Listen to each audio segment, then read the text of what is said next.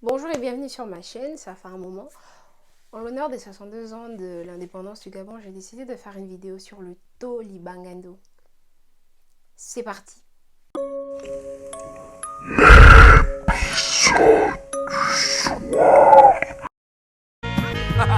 Hey, est-ce que tu know le Tolibangando? Et ça, c'est le Tolibangando. Qu'est-ce que le Tolibangando? Le Tolibangando, selon Wikipédia, est un langage urbain gabonais utilisé par des jeunes. Ce langage est parlé par de nombreux Gabonais. Il est issu d'un mixage de langues vernaculaires et culture gabonaise. Africaine qu'occidentale, on y retrouve des termes empruntés à l'anglais, à l'espagnol et à des langues régionales du Cameroun. Le Tolibangando, cependant, reste un argot, toujours autant mystérieux. Tu know le Tolibangando? D'où vient le Tolibangando? J'ai essayé de faire une enquête et j'ai été surprise par les sources qu'on pouvait trouver là-dessus. Ce n'est pas la première étude à avoir été faite là-dessus, mais j'ai préféré commencer par celle-là. Suzanne Lafage dans son mémoire, Lexicographie et diachronie dans le français d'Afrique, le champ lexical de concession, édité par Karine Boucher, exécute une première étude de ce fameux langage. Le Tolibangando dont elle fait mention dans son étude se concentre uniquement sur Libreville, capitale du Gabon. Cette dernière parle brièvement du Gabon et de l'importance des Matiti dans la création du Tolibangando. Son étude a peut-être mis en exergue le dit langage, mais son origine et sa parution ne sont point mentionnés. Ensuite, une étude socio-linguistique sur la transmission intergénérationnelle des langues au Gabon, conduite par Peter Medjové et Maxence Zoué Elibio, respectivement en 1992 pour Peter Medjové et 2008 pour Maxence Zoué Elibio, met en exergue ce langage parlé entre jeunes. Le Tolibangando parlé entre jeunes prenait déjà à cette époque une telle ampleur que les adultes autour avaient du mal à savoir ce que leurs enfants se disaient. Un peu plus tard, dans les années 2000 toujours, Firmin Mosunda Ibwanga, dont pour une lecture des particularismes gabonais, cas de la ville de Mouila, fait de langue et identitaire, complète l'étude faite par Suzanne Lafage. Il ajoute ainsi des expressions et mots de ce lexique utilisés majoritairement à Mouila. Son étude nous offre une base de données plus large, l'origine de certains mots qui viendraient même du Bambara, tels que Abana ou encore Abakos, qui a un historique politique congolais. Dans mon enquête menée sur le Tolibangando, j'ai lu plusieurs thèses faites par des sociologues gabonais et français, qui chacun à leur tour essaient de déterminer la naissance exacte de cet argot. Ils s'accordent tous sur un point. Le Tolibangando est en partie conséquence de l'immigration des étrangers au Gabon. En 2015, Éric Dodo Bougenza, à l'aide des étudiants et du micro-trottoir, réussit à créer ce qu'on appelle le dictionnaire du Tolibangando. De nos jours, il n'est plus d'actualité parce que le Tolibangando évolue rapidement. Je reviendrai là-dessus plus tard dans la vidéo. L'article fait par RN, qui date de juin 2015, vendredi 5 juin 2015. Je vais vous lire un passage. Les adeptes du rap local savent de quoi ils retournent, mais pas que. Quel parent n'a jamais surpris deux jeunes en train de discuter d'une langue qui lui était totalement étrangère? Combien même quelques sons de ce sabir lui paraîtraient familiers. Qui n'a entendu les mots Kinda, Mani, Mifa, Nga, Nyake, entre autres? Nous en avons fait l'expérience un jour, surprenant une conversation dans la rue entre deux adolescents. De ce fait, nous captâmes ce bout de phrase et elle est restée avec Menges. Autant le dire, ce Nges embarrassant ne nous disait rien. Interrogeant un jeune plus tard sur ce mot, nous eûmes la réponse qui allait nous permettre de ne pas mourir idiot. Nges, chenette, pendentif. Les experts s'accordent à dire que le Tolibangando est en partie une conséquence de l'immigration au Gabon. Mais pourquoi y a-t-il eu une telle grosse vague d'immigration au Gabon? Pour ça, je vais revenir à 1926. Dès 1926, une mission de géologues américains avait tenté d'évaluer la valeur pétrolière du bassin sédimentaire du Gabon. 2 ans plus tard, le général Antonetti confiait au service des mines de l'AEF le soin de prospecter la région côtière. Cependant, la production gabonaise ne s'élevant qu'à 1 265 000 tonnes d'hydrocarbures, auxquels il fallait ajouter près de 10 millions de mètres cubes de gaz naturel, livrés dans leur totalité à la consommation locale. Si l'île Mandji, avec la région de Port-Gentil, constituait jusque-là la principale zone pétrolière du pays, les réserves étaient encore mal connues jusqu'ici. Et d'autres secteurs s'apprêtaient à prendre la relève d'un air déjà très exploité tant sur terre que sur mer. Le pétrole au Gabon, cependant, ne devient vraiment important qu'à partir de 1975, connu à l'international, cependant qu'à partir de 1970, je vais vous lire un passage du livre L'histoire du pétrole. Au total, la production pétrolière de l'Afrique cesse d'être négligeable en 1970 avec 160 millions de tonnes en Libye, 48 en Algérie, 53 au Nigeria, 16 en Égypte, 5 au Gabon, 5 en Angola, 4 en Tunisie. Elle atteint 275 millions de tonnes. J'ai décidé lors de mon enquête de prendre comme point d'axe l'ouvrage Les Matiti d'Hubert Freddy Ndomba. La vague migratoire du Gabon a été le point de départ de la création des bidonvilles à Libreville. Tant d'étrangers venus au Gabon dans l'espoir d'avoir un avenir meilleur grâce à l'exploitation du pétrole. Les expressions et mots en tout genre venant des Équato-Guinéens, Béninois, Maliens et bien d'autres ont doucement commencé à s'intégrer au langage des jeunes Gabonais vivant dans ces bidonvilles. Dans son livre, Hubert Freddy Ndomba, il raconte une réalité que tentent de fuir les jeunes de ce milieu. Certains se tournant vers l'éducation dans l'espoir de réussir et de s'en sortir, mais ceux ayant abandonné pour une raison ou pour une autre préfèrent la sombre voie qu'offre la rue, celle du grand banditisme. Pourquoi est-ce que j'en parle? Eh bien, nous devons le Tolibangando aux Coolmongers des Matiti, un langage qui a été créé par eux pour tromper les forces de l'ordre sur l'espace public. Ils pouvaient ainsi parler de mille et une choses sans crainte de répression. Le contact de ces Coolmongers aux étrangers des bidonvilles crée la base de ce lexique si particulier, espagnol, anglais, bambara, argot, camerounais, nouchi, ivoirien. Le Tolibangando est une conséquence sociolinguistique. On parle de l'injustice. Vous parlez de l'injustice, si bien que certains d'entre eux se lancent dans le banditisme, de la criminalité. D'autres deviennent des coolmongers, comme vous le dites si bien. Alors pensez-vous que la société véritablement les corrompt? Alors, je ne parlerai pas de corruption, donc nous sommes...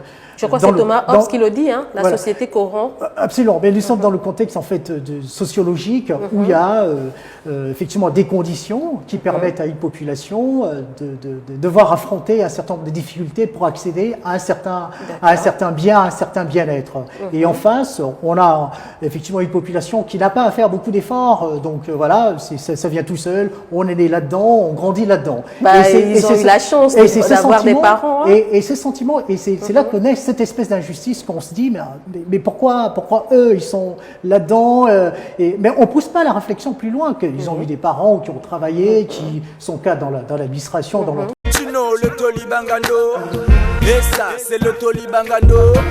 Allô, c'est le Tolibangando évolue-t-il auprès des jeunes? La thèse d'un potentiel besoin d'intégration aurait d'abord été le premier facteur d'expansion du Tolibangando au sein des bidonvilles. En effet, j'ose penser que parler le Tolibangando était un moyen, qu'on soit Coolmongers ou pas, d'être intégré pour les adolescents y vivant. On sait tous comment la période de l'adolescente est stressante, comment on cherche à avoir un groupe et comment on cherche à être intégré à un groupe social. C'est juste une hypothèse de ma part. C'est le degré d'appartenance à un groupe social. Un individu s'intègre en partageant les mêmes valeurs et normes et en poursuivant les mêmes objectifs que ceux de ce groupe dont il est interdépendants. Comme je l'ai dit plus tôt, ces jeunes s'intégrant désormais à leur quartier en parlent à leur entourage issu d'autres milieux et ces autres jeunes sont vite séduits. Ils commencent ainsi à parler Tolibangando, une langue indéchiffrable pour les adultes. Une langue réservée aux jeunes qui signifie dans une certaine mesure sociale, comme l'a fait la réappropriation du mot nigger par les Afro-Américains, nous sommes frères. De nos jours, les jeunes parlent toujours autant Tolibangando, voire même plus qu'avant. Il a notamment évolué dans sa façon d'intégrer de nouveaux mots à son lexique. L'expression du 12 en est le parfait exemple. Une jeune Gabonaise, durant la crise du Covid-19, devient virale sur le Facebook gabonais. Une vidéo où elle clame à une autre fille sa basse valeur en lui répétant qu'elle ne vaut rien, tout en disant « tu es une fille du 12 ». Le 28 avril 2020 marque l'entrée de nouveaux mots dans le dictionnaire du Tolibangando. Le Tolibangando a su alors trouver sa place malgré l'ère des réseaux sociaux. Et ça, c'est le Tolibangando. Le Tolibangando a-t-il des répercussions sur l'utilisation de la langue française par les jeunes Gabonais. Si le principe même du Tolibangando est de déformer le français, il est évident que le parler essentiellement peut entraîner une altération d'usage de la langue française. Les jeunes Gabonais se retrouvent désormais incapables de s'exprimer correctement à l'oral. Ils ne savent plus une constatation générale utiliser le registre de langue adapté dans les différents cadres. Pour ce point de ma vidéo, j'ai posé des questions à quelques amis. Je vous mettrai que 2 extraits de mes amis qui en parlent. Mais c'est surtout un argument très utilisé par ma mère. Pensez-vous que le Tolibangando a des répercussions sur le langage des jeunes au Gabon? Après, moi, je me dis forcément. Après, le Tolibangando, je sais pas ce que c'est. Mais si c'est un langage... L'argot. Ouais, si c'est l'argot, oui, forcément. Parce qu'aujourd'hui, les jeunes, ils parlent comme ça. Ils utilisent ces expressions-là même dans le langage. Et même, c'est vrai que... Quand on prend l'habitude de parler comme ça, même quand on est dans des contextes sérieux, ils vont avoir tendance à prendre... à placer ces mots-là dans des phrases, juste par habitude, quoi. Parce que c'est un langage qu'ils ont adopté. Donc tu diras que de nos jours, les jeunes ont beaucoup plus de mal à parler correctement par message et même à l'oral à cause du Tolibangando. Après, moi, je pense qu'il n'y a pas que le Tolibangando. Après, ils adoptent aussi, il y a des langages étrangers, il y a des langages familiers d'autres pays d'Afrique aussi, comme des langages des pays occidentaux ici. Donc tout ce mélange-là, ça fait que les jeunes parlent plus correctement. Après, on sait plus ce que c'est parler correctement. Est-ce que tu penses que le fait de parler l'argot, ou bien l'argot en général, a des répercussions négatives sur l'utilisation de la langue française par les jeunes au Gabon, que ce soit à l'oral ou à l'écrit? Oui, je pense, parce que en fait, le souci est que ceux qui parlent l'argot ont souvent du mal à reconnaître, en fait. C'est pas dans toute situation qu'on a parlé l'argot. Par exemple, à l'école, il faut utiliser un langage adapté. Et malheureusement, la réalité est que ceux qui parlent souvent l'argot dans les quartiers, parce que c'est surtout dans les quartiers que ça se parle entre amis et tout, on constate aussi qu'ils le font à l'école, en fait. Et le souci, c'est que à force de pratiquer ça au dépend d'un français courant, d'un bon français, ça finit, comment dire, le fait en fait simplement de ne pas pratiquer la bonne langue, ça ne nous aide pas, en fait. Ça n'aide pas, comment dire,